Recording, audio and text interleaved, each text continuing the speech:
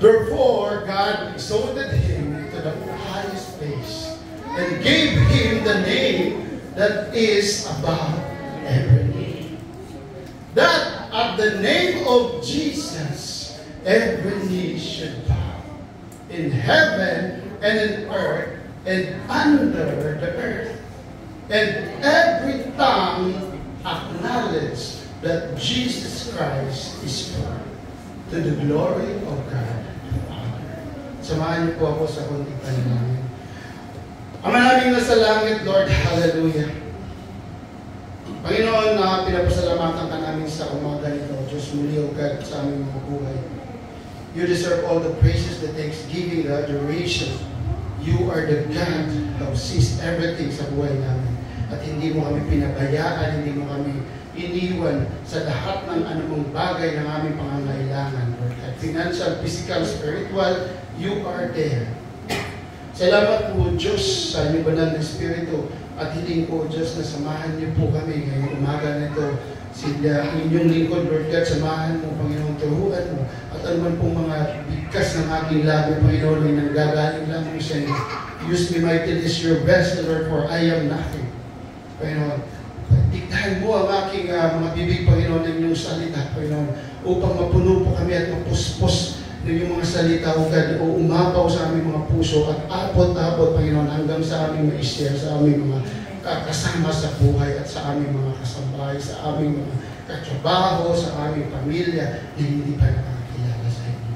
Salamat, O Diyos, sa umagang ito, Panginoon, sa pagkikisa ng banal ng Espiritu. Thank you, Holy Spirit, for your thy presence, Lord God, within us.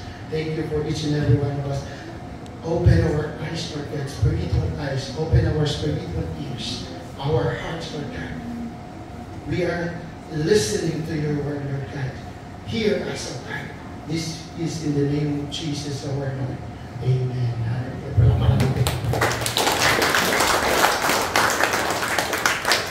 Gaya nga po nagsabi natin, ano kanina po, for your information, para po sa ating kaalaman, ang sabi po dito, ang pinakamataas na lugar sa mundo ito ay ang Mount Everest na abot 8 kilometer.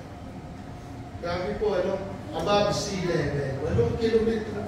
So, 8,000 meters. No? So, napakataas po yun pag inakyat po, ano? And, alam niyo naman po ba ang pinakamababa? Bakit po ba pag-aaralan natin ito? Dahil may pinakalaman po ito sa ating quiz.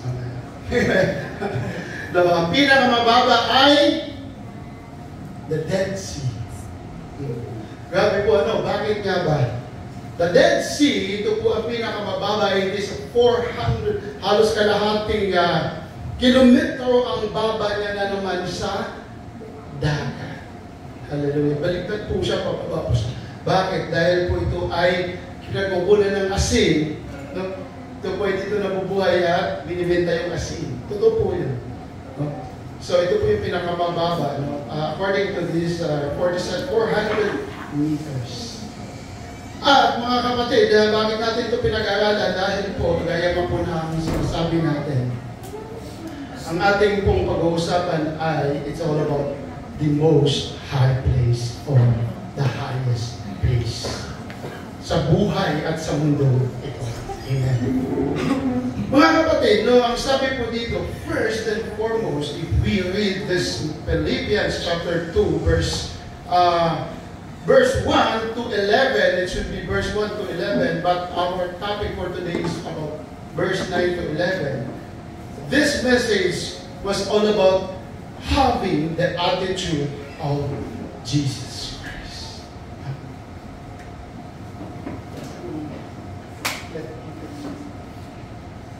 Amen. Amen. Hallelujah. So, it is imitating Christ's humility. Kaya mga kapatid, kung bakit to ang ating topic, dahil po, basahin po natin para po malaman po natin. Ang sabi po dito in Philippians chapter 2 verse 1 to 8, ang sabi po dito, therefore, please be with me, my brothers and sisters. Therefore, sa isahan po natin to, if you have any encouragement from being united with Christ if any comfort from His love, if any common sharing in the Spirit, if any tenderness and compassion, then make my joy complete by being like-minded, having the same love, being one in spirit and one mind. Si Jesus po ang nagsabi. Ang sabi po dito, don't be selfish. Don't try to impress others. Mukhang tumango po si brother. Diba? Mga kapatid, side track po muna to. Kasi po, sa totoo lang, sa buhay natin, mas gustuhin pa natin i-impress yung ibang tao kaysa Panginoon. Amen po ba? Amen. Ang sabi po ng salita ng Panginoon, I would rather please God than men. But brothers and sisters, baliktad po talaga ang criteria ng ating Panginoon. That's why He said, don't be selfish, because He knew that we, our personal and human nature, ay, sorry po sa word, selfish po talaga tayo. Amen. But, in this place, sa kapag nakilala na natin ang Panginoon, wala na po dito. Amen? Amen. Palapakan natin ang Panginoon. Hindi na po tayo ganito. Amen? Hindi na po tayo selfish. Hindi na po tayo sakin. And we never impress others than the Lord. Amen. Kung meron ka pa ganyan sa buhay mo, mga kapatid, you have to transform your mind. Ang sabi nga ng salita ng Panginoon, no? Be transformed, no? Your mind. Transform your mind by renewing, no? Yung kaisipan po natin, no? Baguhin natin. Kung ano man pong itinuro ng Panginoon, yan po ay tama. Pag sinabi ng iba na bawal magwalis, no, sa may mga patay, so ay po tabi-tabi po, hindi po totoo. Mga superstitious beliefs, amen? Wala po sa Bible. Amen po ba? Bawal po maligo. Tama. Bawal po maligo. No? So, hindi po totoo yun. So, madami po mga sinasabi yung tao na hindi po talaga ayon sa Biblia. That's why sometimes mas pinipili pa natin sundin ang tao kaysa sinasabi ng Diyos. Amen po ba, mga brothers and sisters? Amen. Isang palakpak na po. Ang sabi po, that's why don't be selfish. Don't try to impress others. Be humble. Be basahin po natin, be humble. Ano po yung humble? Humble. Baliktad. Tama. Ang ganda ba, no? Humble. Humble. No? Kaya po sometimes, nami-misinterpret po ng nakakadinig. No? So sabi ng Panginoon, be humble. Humble. Not humble. No? So thinking of others as better than yourselves. Don't look out only for your own interest, but take an interest in others. Alam niyo po, naalala ko po, hindi po sa, anong tawag dito, binubuhat yung bago. Yung tatay po namin, siguro nandito din po kayo, nandito din po yung mga magulang. Yung tatay po namin, inuuna pa po talaga yung kakainin ng kapitbahay isa sa amin. Totoo po yun, no? Kami po ay mawawalan na ng bigas noong unang panahon. Kahit na isang saing na lang, bibigay po po yun sa amin. Hindi ko po yun, totoo po talaga yun. That's why sometimes, nag-aawa yung magulang ko dahil nga, wala nga kami bigas. Ibibigay mo sa iba. You know what? But the Lord is good. He never fails to supply all our needs. Pag tumulong ka, pag tumulong ka, you didn't impress others, but you impress God. Amen. Hallelujah. Thank you, Lord. That's why, totoo po talaga yun na pag mayroon kang pusong mapagbigay, hindi pwedeng mangutang si Lord sa'yo. Amen po ba? Pag may puso kang mapagbigay, ang sabi po sa salita ng Panginoon in Proverbs, hindi ko lang po nakuha. Sabi po ng Panginoon sa Proverbs, pag ikaw ay tumulong sa iyong kapwa, ikaw ay nagpapautang sa Diyos. Nadinig niyo po ba yun? Good morning. So, ang sabi po ng Proverbs, no, if you help others, hanapin niyo po, pagdating niyo sa bahay, hindi ko lang po nakuha, it seems that you are lending. Nagpapautang ka sa Panginoon. Kasi tumulong ka sa kapwa. Ano po ang sabi ng Panginoon? Kapatid, ang ginawa mo, ang tinulong mo sa kapatid mo, sa kapwa mo, saan po galing yan? Sa Panginoon. That's why the Lord, hindi po itigil ang Panginoon na magbigay at magbigay para na asa atin din na itulong ang ito. Amen? Amen. Sino po mga anak ng mga matutulungi anak ng Diyos dito? Taas mo kamay. Hallelujah. Alam niyo po, masarap po talaga magbigay at minsan po, ikaw pa po nagpapasalamat. Tama? Kasi po nakaugalian mo na dahil alam mo na yun ang tama. Amen. Pag ikaw mo yung nagbigay, thank you po ha. Parang, di ba, kaugali, mayroon po sa atin dito. Alam nga lang po mayroon po sa atin dito. And we are so proud, and I am so proud no, na yun po ang ugali ng isang tunay na Diyos. Amen. At lahat po tayo dito, alam ko, yun na po ang ugali natin. Tama? Alam ba natin ang Panginoon? Hindi ko po tayo nakakausap, pero patapos na po tayo. Hallelujah. In number 5, ang sabi po dito, in your relationships with one another, have the same mindset as Christ Jesus.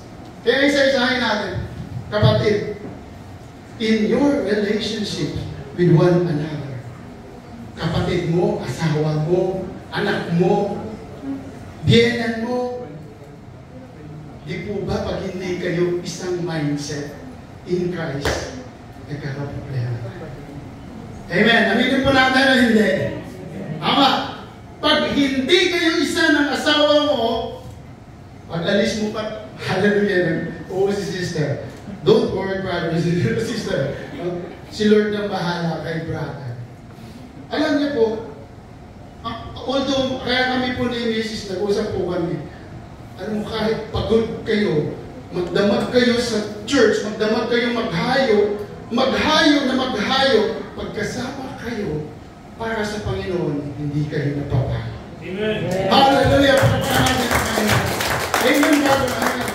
Todo po yan. Kasi alam mo, hindi ka nangangamba na pagdating mo, baka wala kang kakainin. Baka outside di ko lambo ka. Diba? Tama mo ba? Kasi hindi kayo isang mindset in Christ. Tama? Tumatawag si Ate Bilen. Totoo po. And that's why I urge you brothers and sisters, the youth, the ignites here, no? If, please, ang sabi po sa salita ng Panginoon, do not yoke with the unbelievers.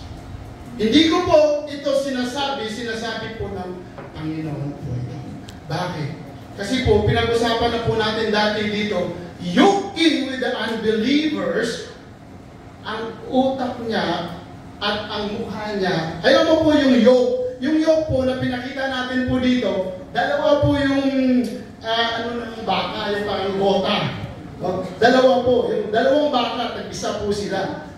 Pag yoking with the unbelievers, halimbawa kami limay, hindi po siya believer, ayaw niyang pumunta ng church, naghihilaan po kayo.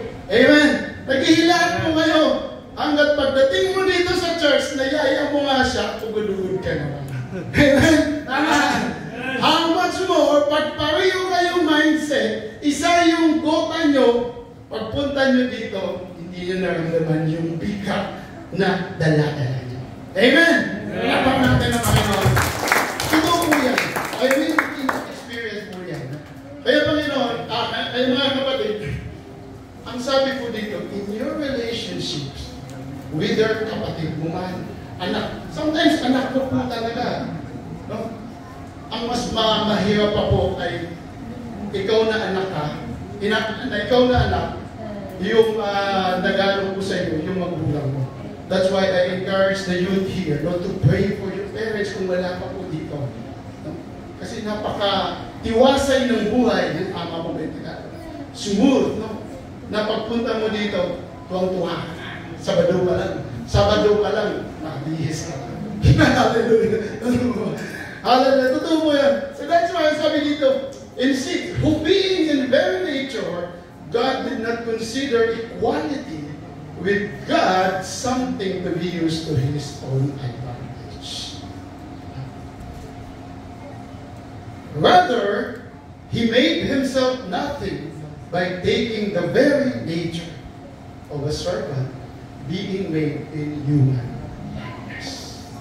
And being found in appearance as a man, He humbled Himself by being obedient to death, even death on the cross. Jesus Christ ay talagang napakabait. Alam niyo po yung tupa? Alam niyo po ba yung tupa? Ang tupa po, sabi nila, hindi ko pa po, sabi lang po ng nabasa ko, no? Ang tupa po, kahit na hatak-hatake mo yan, kahit na saan mo po idalhin, sumusunod yan. Hindi ko pa po subukan po yung tupa. Pero yun ang sabi po. That's why, ang sabi po sa salita ng Panginoon, we are like a sheep, no? Na hinahatak lang po kung saan po tayo dadalhin. Kasi si Jesus, He is very obedient up to death hanggang sa pagkamatay. And brothers and sisters, take note. Sidetrack din po tayo. The sheep at ang tupa po ito ay mayroong kapangyarihan. He has the ability to heal. Alam niyo po, mayroon akong kwento. Ang isang bata po ay nakita ko po ito sa isang video. Hindi ko lang po napakita. Habang siya nagtumatakbo, mayroon po isang ahas, cobra. Muntik na po, mahagip ang bata. Tutuklawin na po siya. Alam mo, nakita po siya ng tupa. Tumakbo yung tupa, dalaw. Tumakbo yung tupa. At yung tupa ang nakagat ng cobra. Alam niyo, brothers and sisters, for your information, the blood of the Lamb has the ability to heal itself. Gumaling po yung tupa. Ang bata ay umiyak dahil akala niya mamamatay yung tupa. Pero ang sabi po sa, check niyo po ito, no? I want you to be a Berean, no? Pagdating sa bahay, babasahin yung Bible, maghanap ng mga sinasabi po natin dito, pwede niyo pong sabihin sa akin, sometimes, I am not perfect, no? Tinatanggap po natin yung mga mali po na tinuturo dito at sasabihin po natin. Ang tupa po ay mayroong ability, yung blood of the lamb, blood of the sheep, mayroong pong ability, no, to heal the venom na nanggaling sa cobra. And you know what? Jesus Himself is likened unto sheep. Amen! Palakpakan natin ang Panginoon.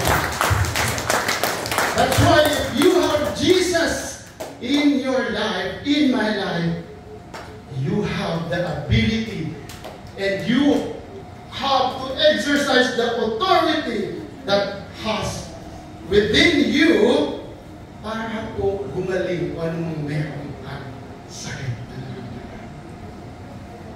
That's why if you have Jesus, lahat po ay meron ka. Amen. Where the presence of the Lord is, there is freedom.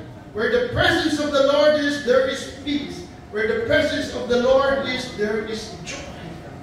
There is healing. There is power. Sabi nga ng Biblia, you have given the authority to trample the snake. No? Hindi yung takot ka, ipis pa lang lumipat, tumakbo ka.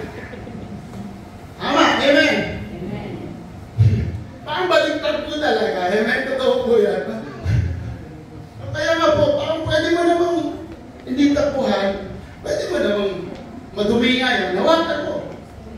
Hawakan mo, tapos maghugas ka. Amen. Amen po ba? So that's why, brothers and sisters, if you have Jesus, you have everything. Amen! Alam pa natin ang Panginoon. So sabi po dito, no? Even up to the death, Jesus is very humble. Hindi po siya nagbiglang. Nakita naman po natin yung mga na nakapanood ng Passion of the Christ. Grabe po nung nangyari, no? Hindi pa nga po yun yung tunay. But alam mo kung ano pwedeng nangyari sa Panginoon. Ang sabi po sa excuse me. Ang sabi po sa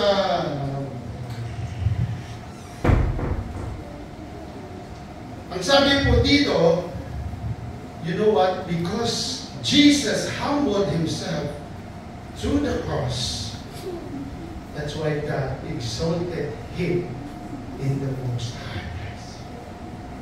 Amen. Sabi po sa verse 9, no?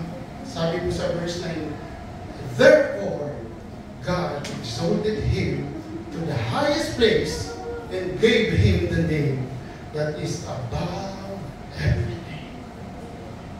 Amen po ba? Amen. Hallelujah. Ang sabi po dito, talaga po na ang patakaran o ang criteria ng ating Panginoon is very opposite. Ano ang sabi po sa salita ng Panginoon in Matthew 23, chapter 11, 12? Ang pinakadakila sa inyo ay magiging lingkod ninyo. Ang nagmamataas ay ibababa at ang nagpapakumbaba ay itataas. Tayo po ba yan, church? Sila dyan, Amen. Sometimes hindi po eh. Hallelujah. Sometimes kunting, sa totoo lang, we as a human, yung nature po natin, kunting kuskus, balumas. Kunting, sometimes totoo lang, ako po talaga, isa po talaga akong makasalanan. Ang dami ko talaga akong flows sa buhay. That's why I really thank God na meron po akong gaban, no? Binibigay ng Panginoon. Andyan po ang aking asawa. Lagi niya po ako kahit masakit, okay lang. Tama po ba, sister? Tama po ba, brother? Pero totoo yan, no? Dahil ako po sa akin. Ano ba? Hindi, magiging masakit man po ang pag-control ng Holy Spirit. Pag sinigo ka, medyo masakit, but it's all the us. We are molded. Kasi hindi po tayo nadadala sa simple lang. No? Hindi po tayo minomold ng simple lang. Kasi pag binold po tayo ng simple, nasisira. You know what? The mold, alam niyo po yung clay? No? Na minomold. Kundi medyo tigasan na ng konti. Kaya masakit po yung molding sa atin. But, para po sa atin talaga. Tama po, mami. Hallelujah. No, at, ang sabi po dito, kung gusto mong yumaman, baliktad po talaga ang mindset ng Panginoon, amen, sa gusto ng flesh natin. Kung gusto mong yumaman, magbigay ka. The Lord says, amen. Ang tanong, so paano ako yayaman kung lagi ako magbibigay? Diba? So mauubos yun. Gaya nga po nung sabi natin kanina, hindi ka nag-uubusan. Yung meron ka galing sa Panginoon. Amen? Para natin ang Panginoon. If you want to be a leader, you must be a servant. Tama. Kung gusto mong mamuno, maghugas ka muna ng tao. The leader is molding. No, alam niyo po, mayroon akong pastor na kausap ko. Kami din man po eh. Dati po, no? Lagi po siyang naghuhugas ng plato, pastor po namin. Pastor, bakit lagi niyo naghuhugas? Eh, wala naman po kasi naghuhugas. Hallelujah. Kaya ako na lang maghuhugas. Masabi po kami ganun po kasi po lalaki naman po. So, brothers and sisters, no? But deep inside, totoo po yan, alam na natin mga kapatid na galing sa ito. if you want to be a leader, you must be a servant. Tingnan po natin ang Panginoon. Siya po'y naghugas ng paa ng kanyang disyaw. Hallelujah. So, ang sabi po dito, in Romans chapter 8, verse 34, who then is the one who condemns? No one. Christ Jesus, who died more than that, who was raised to life and at the right hand of God, and is also interceding for us. Nung sabi ng Philippians chapter 2 verse 9, therefore God, because of His humility, because of Jesus' humbleness, humility, no? Therefore God exalted Him to the highest place. Hindi po dito sa mundo. Ano po ang sabi? He was raised to life and is at the right hand of God, who is interceding us. Ang ating Panginoong Hesus po ngayon ay nakaupo sa kanang kamay ng Diyos amang nasa langit. And He is pleading us, He is interceding us. No? Kung meron po tayong kasalanan, no, hindi. Ama, akin na yan. I-charge mo na lang sa akin. He is pleading us. He is pleading for your sin, for my sin, for all of our sins. That one day, we will be together in heaven. Amen. Alam niyo po, mayroon ako din isang kwento. Marami po akong kwento. Alam niyo, mayroon akong kwento na may isa pong sundalo. Ang dami po siyang dala. Literal na dala. Nandun po siya sa White House sa US. Gusto niya makapasok sa White House para makapusap ang presidente.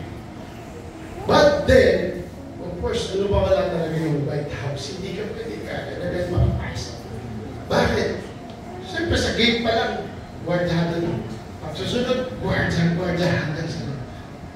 Alam niyo po, meron siyang dala-dala. May gusto siyang sabihin sa presidente dahil galing siya sa labanan o ano man mga ginawa na. Hindi niya may sabi dahil hindi siya makakapasok. But brothers and sisters, God is really good. Dumaan na ang kotse ng anak ng presidente. Nakita po siya. So this is only a story, brothers and sisters. But meron po tayo mapupulot dito. Nakita niya po yung sundalo na yun na may mga madaming dala-dala sa buhay. Ang bigat ng mga dinadala niya. Pwedeng literal, pwedeng spiritual na mga dala-dala. No? Pwede siyang, ang dami niyang kasalanan, ang dami niya, gusto niya i-plead, gusto niya ilapit sa presidente. But nakita niya po yung anak ng presidente. Ginawa ng anak ng presidente, bumaba siya doon sa kotse. Pinuntahan niya yung sundalo. Alam niyo po, yung nakita ng guard, kasama niya yung anak ng presidente. Tuloy-tuloy po sila nakapasok. Tuloy-tuloy po sila nakapasok. Wala pong nagsisita sa kanila hanggang papunta doon sa presidente. Brothers and sisters, do you get the story? That boy, that child, embodied the love of Jesus Christ. At yung tao na gustong makausap ng Diyos Ama, meron siyang mga dala-dalang kasalanan ng bigat sa buhay niya, gusto niyang magpahinga at sabihin sa presidente, sa Ama, ang ginawa niya, hindi siya makalapit. But through Jesus Christ, brothers and sisters, this is our verse that is interceding us, tuloy-tuloy po siya nakapasok. And He is free. He take rest in the presence of the Lord. Not only because of Him, but because of Jesus Christ. Nakuha po ba natin mga kapatid? Palakpakan po natin ang Panginoon. Likewise sa buhay po natin, tayo din po yung sundalo. Lumalaban sa buhay, lumalaban araw-araw. Ano po nangyari? Wala po tayong Sabi nga ng ating preacher last week, wala po tayong napupuntirang target. Humahataw po tayo sa hangin, sakit po ng suntok sa hangin. Amen, nasubukan ko po yan. Masakit po talaga minsan, sarili mong suntok, tumakan. Amen.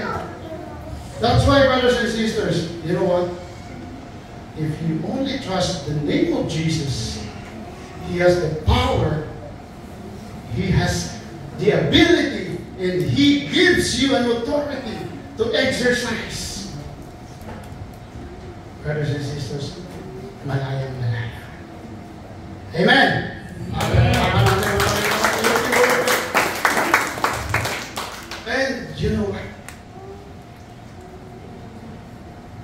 I want to tell you this, brothers and sisters. The highest place for your information is not the Mount Everest. Sino pa pong hihirit dyan? Sino pa pong hihirit dyan?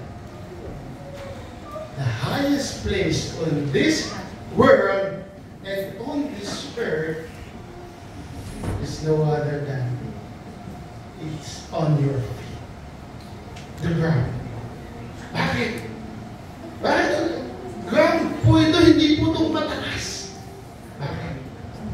You know what? The highest place, when you kneel on the ground, when your knee touches the ground, it is the time that you reach heaven. Amen. It is the time that you touch the sky. It is the time that you see the supernatural. You know what? Because you are with the Lord, communicating with the Father through your Son, through the Son Jesus Christ. That's why I'm telling you the highest place or the utmost high place in this world is it's not Mount Everest. It is not the peak. It is not the tallest buildings. No, it is not Burj Khalifa. It is not the high-rise building dito sa Pilipinas.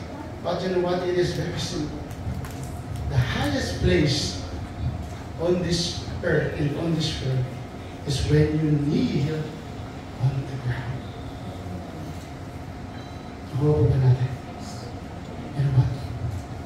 Ang sabi po sa kanta, down at your feet, O Lord, is the most high place. In your presence, Lord, I see your face. I see your face. Nadinig niyo po ba yan? There is no higher calling, nor greater honor than to bow and kneel before your throne. I'm amazed at your glory, embraced by your mercy. Oh Lord, I live to worship you.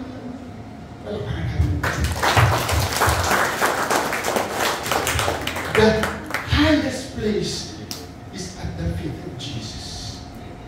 We at the footstool, heaven is His throne, and we are a footstool.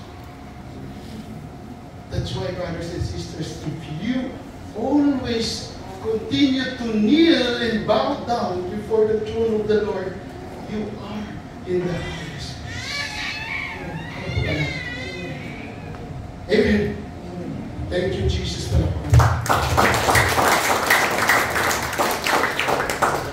Meron pa po isang kanta. Paano mo ma-reach yung highest place? Alam niyo po yung kanta ng Hymns Song? Sino po ba kanta dito? Sister? Alam niyo po yung Touch the Sky? My heart beating. Concert po doon. Sorry po. Makaganda po kasi. Ang hugot po ng mensahe ay po nandito po nung sinasabi ko.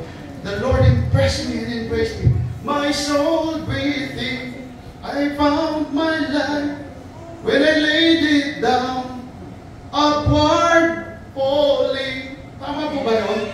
Upward falling. Baliktad po talaga, Panginoon. Amen?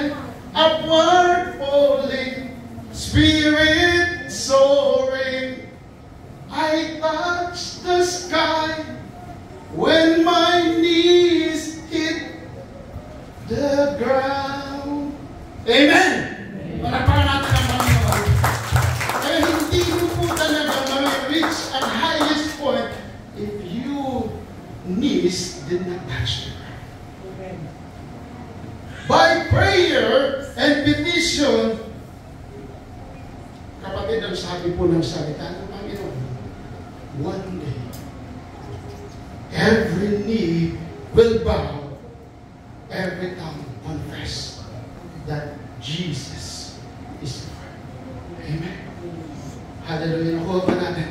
Ang sabi po ng Panginoon, no, the most high place, once again, is not the highest mountains in this world, but it is on the ground. Touching the knees, no, ang ating lumuhod ka, kapatid. Makikita mo. Hallelujah. So you know what? Bakit mo kailangan lumuhod sa Panginoon? When you pray, brothers and sisters, and touching down your knees on the ground, it is indicate that you are in total surrender to the Lord. Amen. Pwede bang lumuhod ka at manalangin? Iba yung iniisip mo. You know what? If you want to see the new dimension, if you want to meet God, your spirit aligning the spirit of the Lord. That's why it is called spirit, because we are tripartite being, the human, the flesh, the spirit, and the mind. Hallelujah. So mga kapatid, if you want to see Jesus, if you want to speak, you have to touch the ground. Amen. So God gave him the name that is above every name. No? Ang sabi po dito in Philippians chapter 9 to 11, chapter 2 verse 9-11, therefore God exalted him to the highest place and gave him the name that is above every name. That at the name of Jesus, every knee should bow in heaven and on earth and under the earth. And every tongue acknowledge that Jesus Christ is Lord, to the glory of God. Brothers and sisters, napakaganda. God the Father gave Jesus. Gave, you know what? Ang pangalang Jesus, hindi pinangalan ni Maria at ni Jose. Ang sabi po sa salita ng Panginoon, basahin po natin. Sino po ng pangalan? Sino po nangangalan? Sabi sa Matthew chapter 1 verse 20 to 21, but after he had considered this, an angel of the Lord appeared to him in a dream and said, Joseph, son of David, do not be afraid to take Mary home as your wife, because what is conceived in her is from the Holy Spirit. She will give birth to a son, and you are to give him the name Jesus, because he will save his people from their sins. Hallelujah!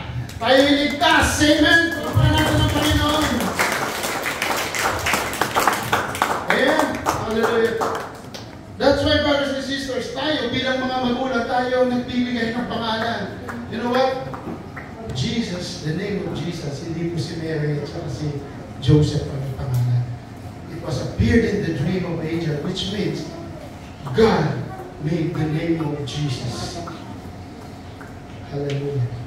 Alam niyo po, brothers and sisters, ang sabi po dito,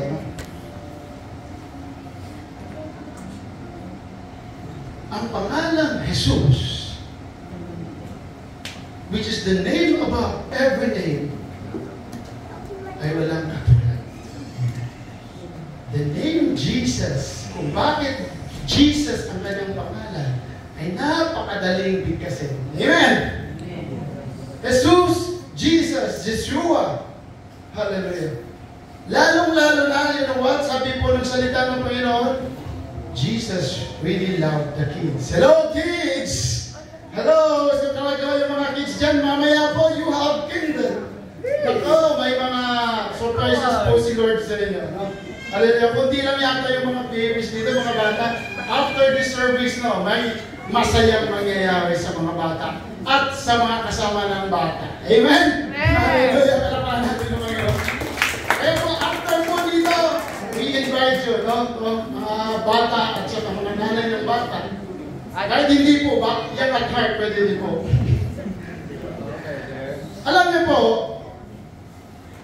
kung hindi po ang anghel ng pangalan sa bata, ano po kaya pinangalan ng Panginoon ni Jose at ni Maria? FYI, sa mga hindi pa nakakaalam, alam niyo po ba yung pinakamahabang pangalan sa Bible? Sino nakakaalam? Mayroong tsokolate mamaya. Wala. Mayroong ice cream po mamaya. Mayroon po tayo isang butas ng ice cream mamaya. Sino po? Totoo po yun. Mamaya mo may ice cream. Ano what? Ang mahabang pangalan sa Bible, picturean niyo po ito. Ito po ay another, tawag nito, stored, ano niyo po ito sa, ito po ay ang walang iba kundi just pakinggan this. Maher-shalal Has-Baz. Napaka-amen. Alam niyo po ba yan? Yan po yung longest name in the Bible. Paano kaya kung si Jesus yun yung pangalan niya? Ano sabihin mo? Ano yung sabihin mo sa Bible? Maher-shalal Has-Baz. That's why, brothers and sisters, the name of Jesus is very different name to every other name. Maher-shalal. Sabihin niyo po natin. Panibahan niyo po. No? Tandaan niyo po yan. No? Kasama po sa quiz natin yan. Hallelujah. So that's why, brothers and sisters, alam niyo po, napakasimple lang po ang pangalan ng ating Panginoong Jesus. At para po talaga sa mga bata. Because Jesus loved children. That's why the name of Jesus is the sweetest name of all. Amen. Palapakan ko na. Ang candy po yan. Ang candy, sweetest name of all. Amen. Hallelujah. And alam niyo po, ang sabi po kanina, the Father God gave Jesus the name that is above every name.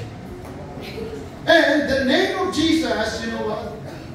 The sabi kanina, has the power to save. Amen. Agree po with that. The name of Jesus is salvation.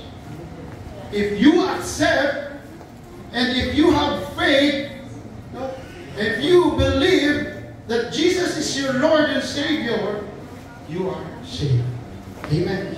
Ang sabi po sa Acts 4:12, salvation is found in no one else, for there is no other name under heaven given to mankind by which we must be saved. Hallelujah. In Romans chapter 10, verse 13, for everyone who calls on the name of the Lord will be saved. Natuwa po ba tayo dyan? Amen. Dahil sinabi na po natin yan. Naniwala po tayo. Nagtiwala, naniwala. Amen. Palapakan po natin ang Panginoon. Jesus, the cornerstone, no? Alam niyo po si Jesus, direject ng mga Israelites. Ang ginawa ng Panginoong Jesus, He became the cornerstone. Alam niyo po yung cornerstone. Ang cornerstone, hindi po yun sa tungkol. Ang cornerstone, pangalan lang po nila yun. Dito po, pwede po natin gawin. Because Jesus is the cornerstone. He is holding all together. The Jews and the Gentiles alike. We as the Gentiles, they are the Jews. They are favored. We are favored God, the Lord Jesus is holding us. This is the cornerstone. Jesus is here. He is holding us together. Hindi po siya nagiging bias. He is the cornerstone. Dito po siya nakatayo. He is holding the Gentiles and He is holding the Israelites.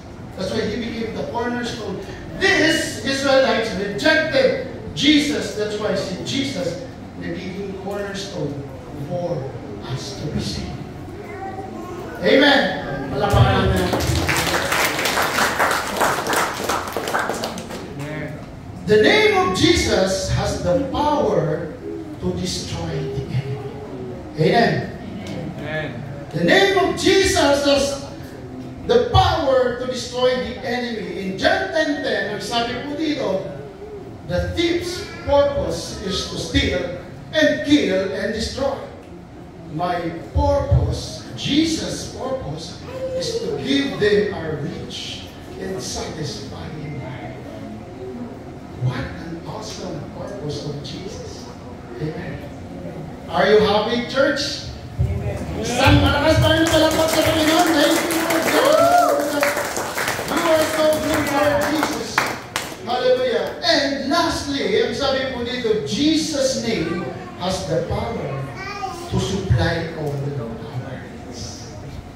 Amen. In Philippians chapter 4 verse 19, ang sabi po dito, He will supply all your needs according to His riches in glory.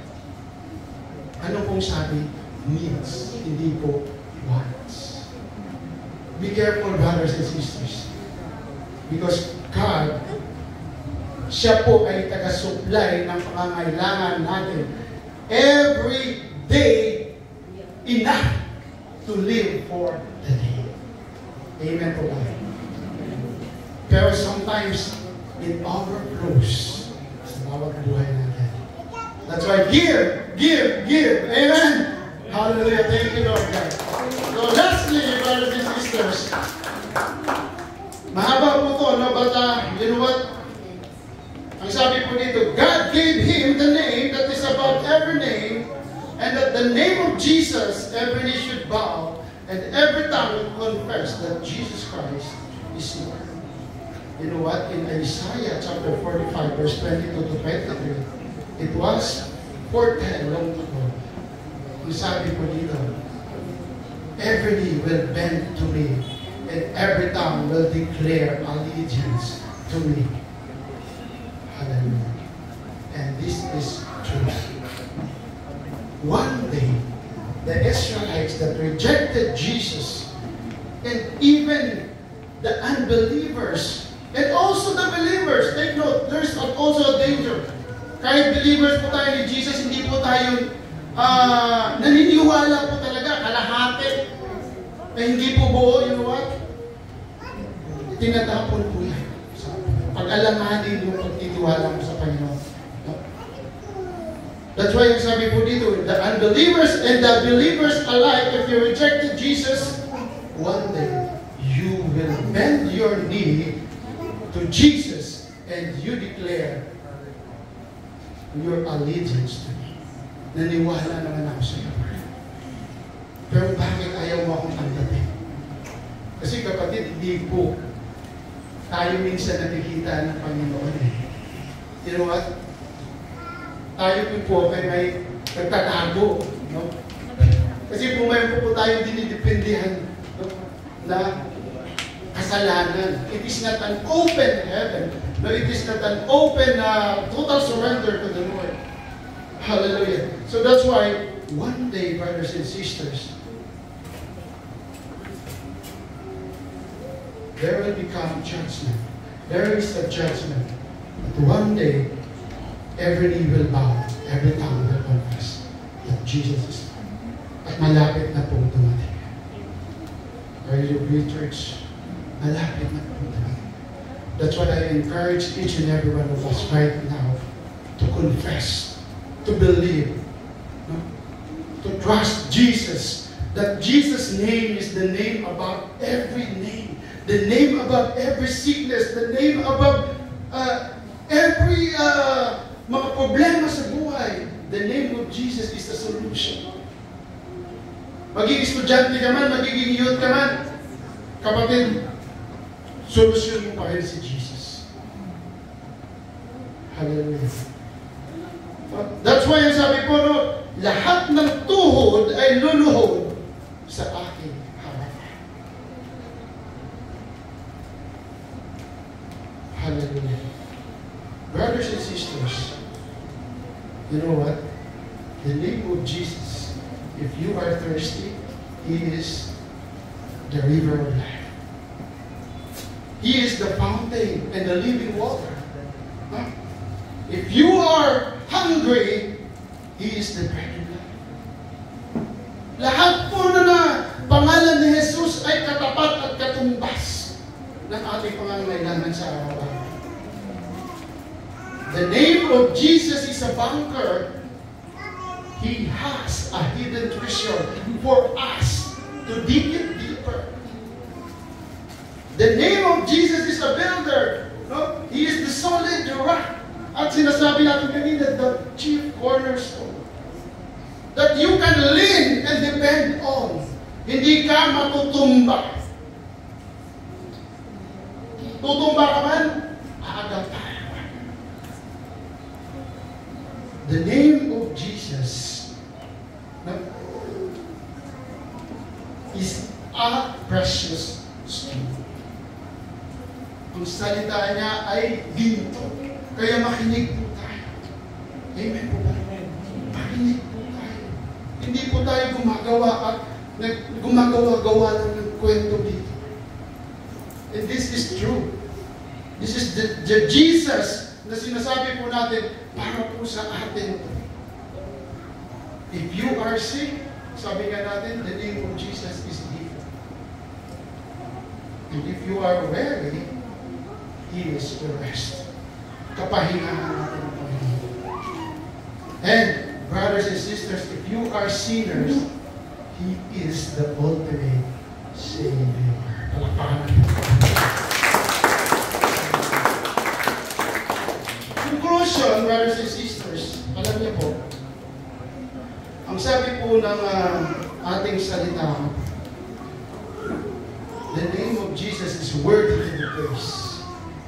Worthy is the Lamb that was slain on the cross of God. Worthy is your name, Jesus. Amen. You deserve the highest praise. Worthy is your name. Church, right now, please. Kahit ako, tinuruan po ako nito kagabi.